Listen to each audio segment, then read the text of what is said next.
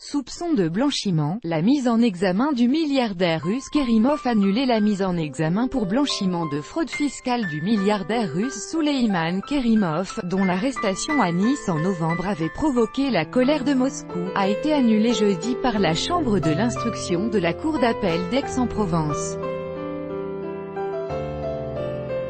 Le parquet général de la cour d'appel a 5 jours pour déposer un éventuel pourvoi et analyse les motivations de la décision d'annulation pour voir quelle position prendre, a indiqué une source judiciaire. La mise en examen pour blanchiment de fraude fiscale a été annulée, a indiqué à l'AFP la défense de M.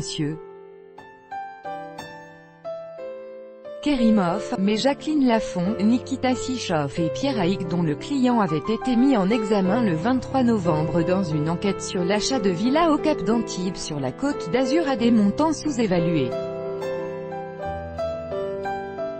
Leurs arguments ont porté, non pas sur le fond du dossier, mais sur des points de droit.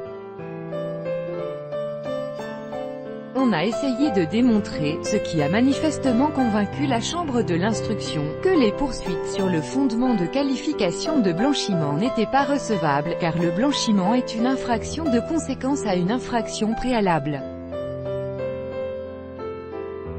On a dit qu'il y avait 0 fait de blanchiment, a expliqué la défense de M. Kerimov, blanchiment pas caractérisé, les faits reprochés, par ailleurs contestés, sont des faits de fraude fiscale, pas de blanchiment. En réalité, c'est pour contourner le verrou de Bercy, qui laisse à l'administration fiscale l'entier monopole des poursuites pour fraude fiscale, NDLR, que le parquet s'est saisi de poursuites pour blanchiment de fraude fiscale dont nous démontrions que celui-ci n'était pas caractérisé, a ajouté la même source, M. Kerimov n'étant plus mis en examen, il ne peut plus faire l'objet de contrôle judiciaire sauf pour voie du parquet général, a précisé la défense de l'oligarque russe dont le contrôle judiciaire déjà considérablement assoupli lui permettait de séjourner régulièrement en Russie. Le sénateur russe, dont l'arrestation à sa descente d'avion à l'aéroport de Nice-Côte d'Azur le 20 novembre avait été vivement critiqué par un Moscou, est l'un des hommes les plus riches de Russie avec un patrimoine estimé à 7 milliards de dollars selon Forbes, environ 6 milliards d'euros.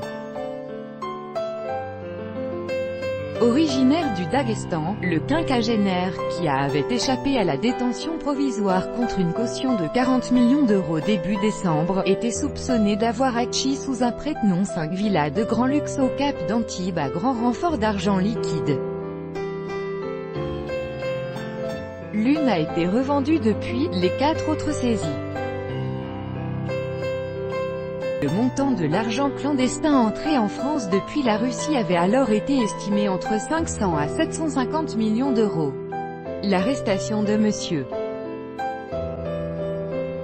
Kerimov avait été suivi de près par un Moscou. Le chargé d'affaires français dans la capitale russe avait été convoqué après que la Douma, chambre basse du Parlement, eut voté une résolution dénonçant une violation de la Convention de Vienne sur l'immunité diplomatique, le statut de sénateur de Souleyman Kerimov, ainsi que le fait qu'il soit citoyen de la Russie, constitue un gage que nous entreprendrons tous les efforts possibles pour protéger ses intérêts juridiques, avait déclaré le porte-parole du Kremlin, Dmitri Peskov.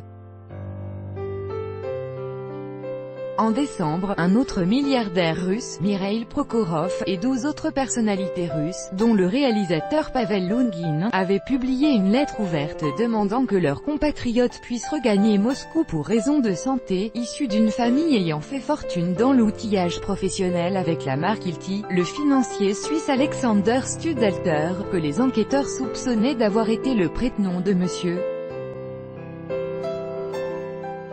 Kerimov a également obtenu l'annulation de l'ensemble des mises en examen le visant. La justice le soupçonnait d'avoir servi de prête-nom pour l'acquisition de la somptueuse villa, hier, déclarée à 35 millions d'euros, mais dont l'acte signé à son nom évoquait la somme de 127 millions d'euros.